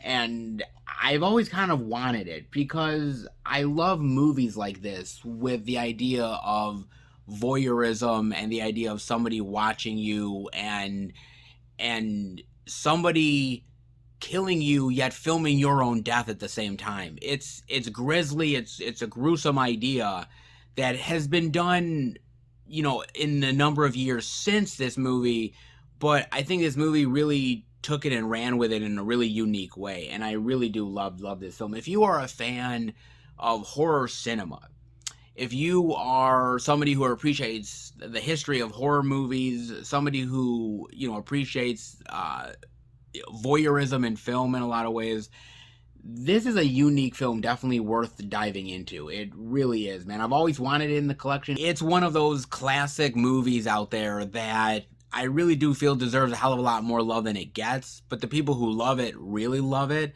And I found this movie when I was probably my teenage years. I found this movie, man, because when you're a horror lover, you love so many movies, right? And then you watch this batch of movies, and everyone says, well, if you love these batch of movies, well, those movies came from these kind of movies. And then you watch those older movies, and those older movies, they were influenced by these movies. And you start doing your research, and you finally see other films like A Psycho or Peeping Tom.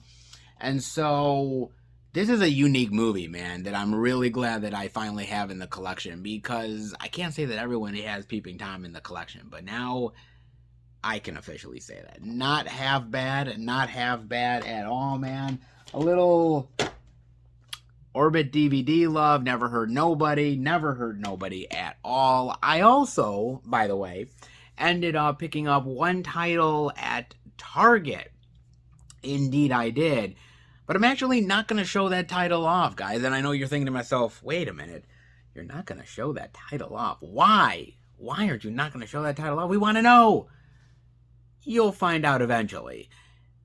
Possibly next month when I show off all the pickups that I got for January of 2022. Yes, the Blu-ray pickups are officially coming back month to month again. They officially are going to be doing it, guys.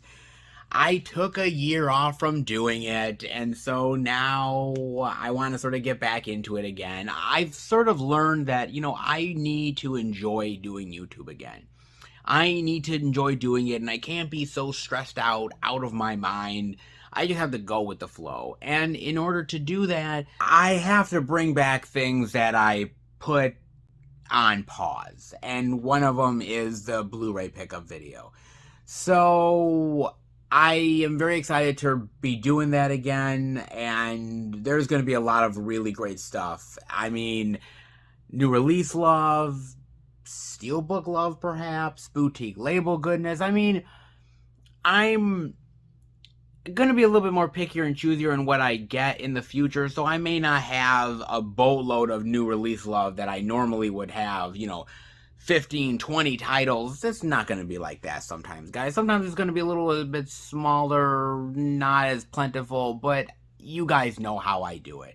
I do some really unique releases, some really unique editions, and I'm always somebody that tries to put a unique spin on my physical media collecting from time to time. I sometimes get the obvious additions, but sometimes I get the movies that are not so obvious and are a little more off the beaten path. I'm sure you guys, if you've been with the channel long enough, have seen the Blu-ray pickup videos before. You know what I've gotten, and I can't wait to get back into all of that physical media love, the pickup love, yet again. And before I let you guys go, I wanted to talk about my physical media outlook, or my spending that I want to do in 2022, right? So in 2021, I spent a lot of money on physical media, man. I really did. I'm not gonna lie. And my wallet is hurting in a big bad way, man. It really is. And there's so much more stuff that I want to get, because it's not just the new release stuff that's coming out or more boutique label stuff that's on the way, but it's obviously releases that I've wanted for a long time that I'm gonna try to get through eBay, and previous stuff that I missed out on that I can finally grab because I have the extra cash, etc., etc. And so 2022 for me is going to be an interesting year for my physical media collecting habits, because what's happening now that I find that kind of started in 2021, or maybe even before then, but I'm seeing a lot of more of a trend of it in 2022, is that I'm noticing, at least the announcements that I'm seeing, is that a lot of these companies are re-releasing titles that are already out in the marketplace, right? Like, you'll see Kino Lorber releasing Invasion of the Body Snatchers, or The Silence of the Lambs, or Misery, and so on and so forth. Obviously, they're releasing them in 4K, which is great, but those titles are out by Criterion or Scream Factory, you name it. And you're seeing a lot of double dipping out there. You see it with the UK and the US. Don't Go in the House is getting a Severin Blu-ray, and then it's also getting an edition through Arrow Video around almost the same-ish time frame, give or take. And it's like, okay, both are releasing at the same time. What do you go with? Who, what, where, when, why? I mean, there's a lot of confusion right now in the marketplace, and a lot of people are re-releasing titles that have already been released. Hey, glossy slipcovers. Hey, new artwork. Hey, maybe one extra special feature where somebody's being interviewed about the set dressing. Who knows, man?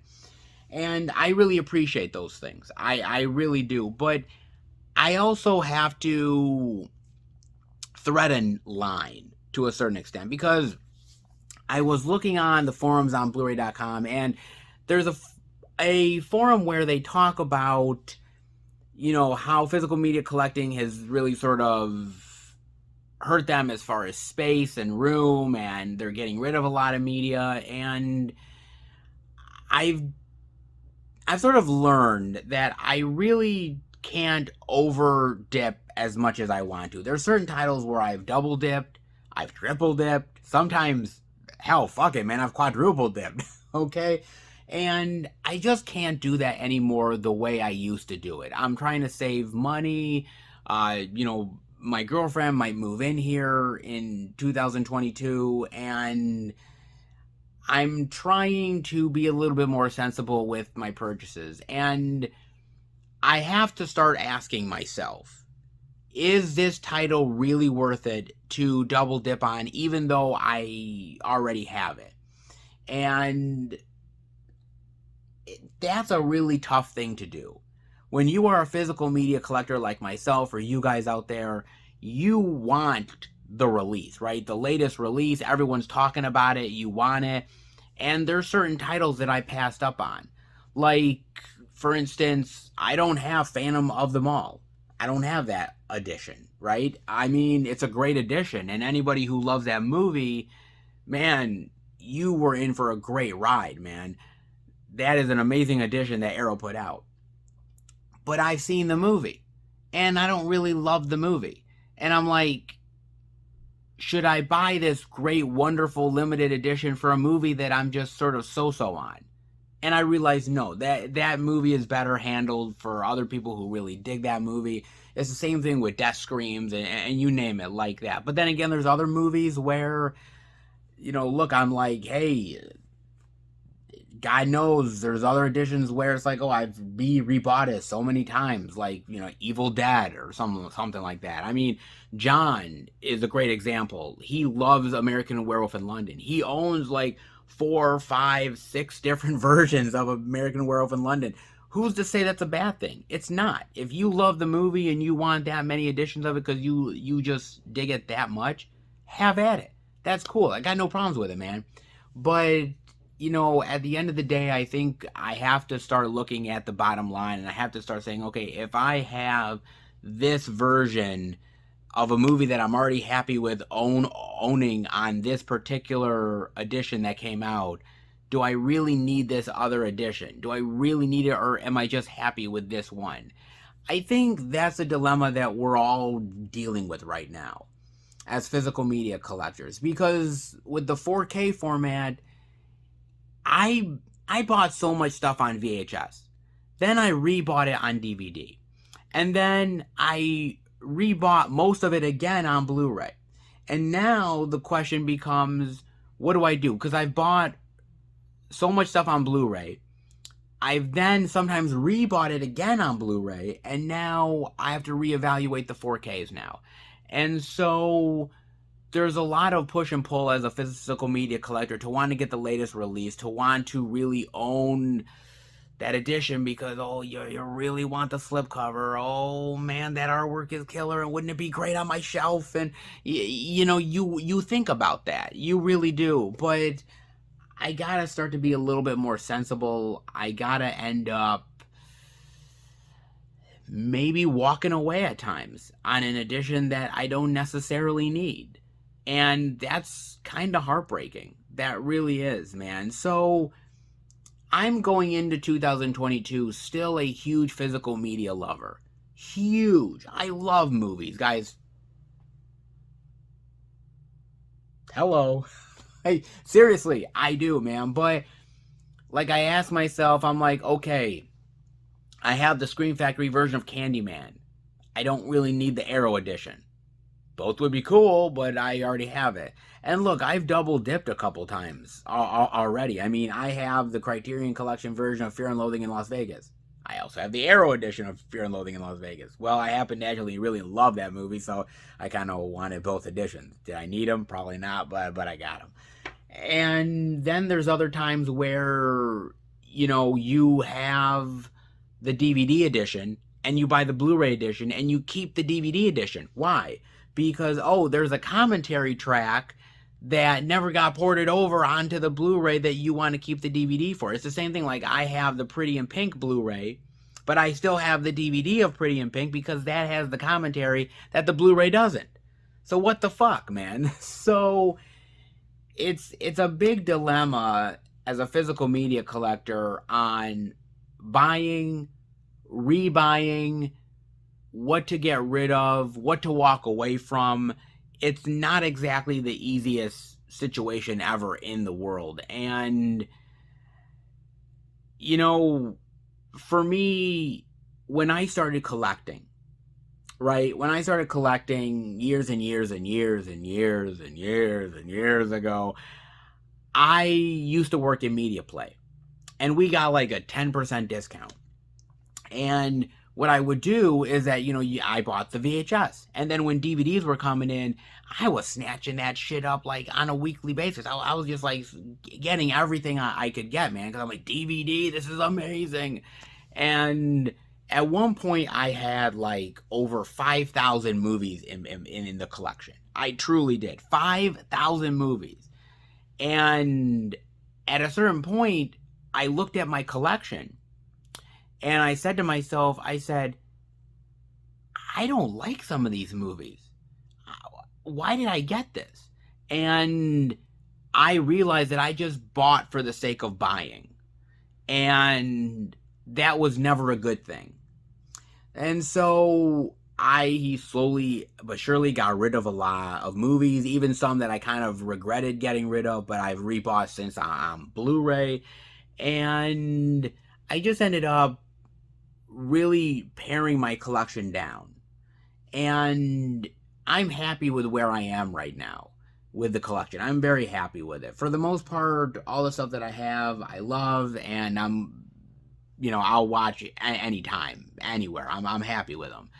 But I want to stay in that spot. I can't continue to buy for the sake of buying, just for another edition or a cool little slip. I did some of that in 2021. And I'm happy that I did, because those editions I really love. But if that happens, I'm going to get rid of the other edition. I'm never going to keep it. I think everyone has different ways of collecting. Everyone has different ways of how to justify what they have in the collection and why they keep what they keep. But I think for me, I'm going to be a little bit more critical in 2022 of what I grab and what I don't exactly. Maybe I can walk away from a few Dollar Tree titles that I would have normally gotten. Maybe I can walk away from these Criterion ones that I really kind of wanted, but I can save a few bucks. There will be those times and those moments.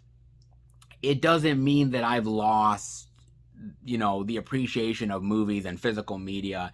It just means that I'm going to be a little bit more picky and choosy about how I go about certain things.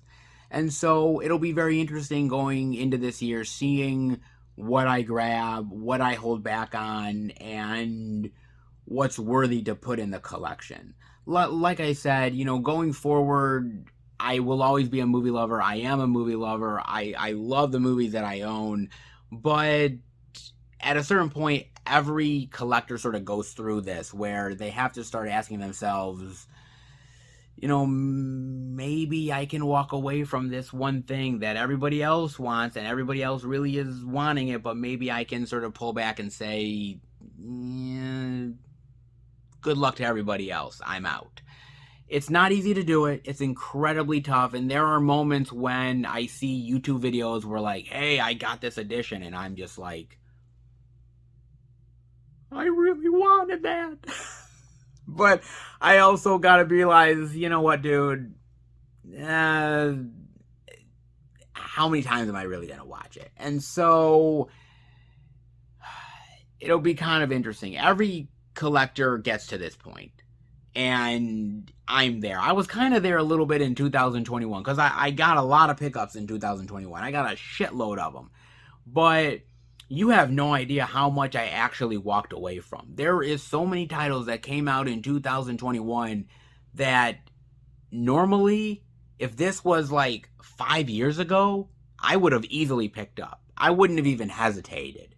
But then now I'm starting to sort of pull back a little bit and hesitate and say, well, I've got to do my research. I've got to watch clips from the movie. I got to hear other people's opinions before I really dive headfirst into it. I still have space. I have a lot of space in my apartment for the collection.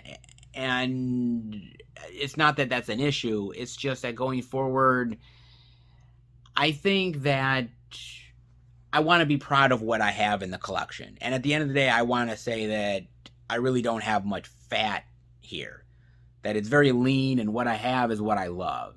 Not every physical media collector is able to say that, and I want to be one of the people that is able to say it. So we'll see where the physical media collecting takes me, but I'm definitely going to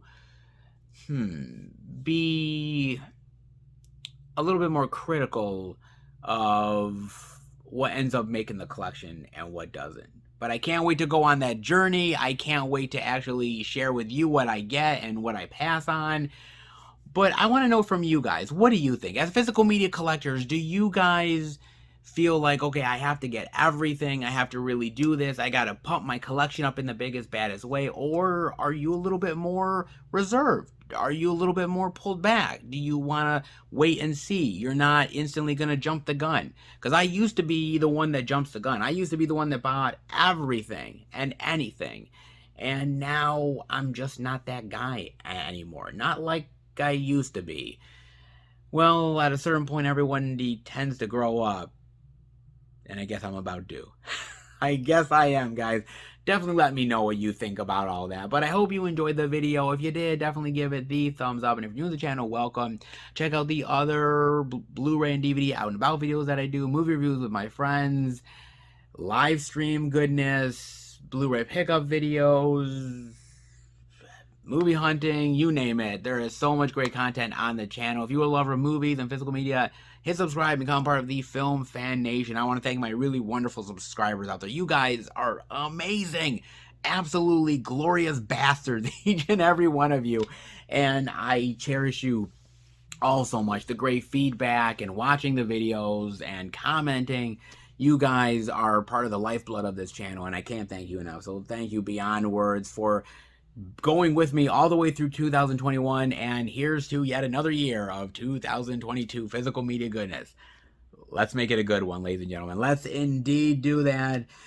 Keep up to date with everything I'm doing through Instagram, Twitter, and Facebook, FilmFan108. And also, if you are looking to send the channel any movie-related goodness, physical media, care packages, movie posters, whatever, you name it, you can. The P.O. Box is in the description below. It is not expected, but it's definitely appreciated. You guys have wanted to send me some amazing stuff before, and I got some fantastic stuff in 2021, and I cannot wait to see where the P.O. Box adventures take me in 2022.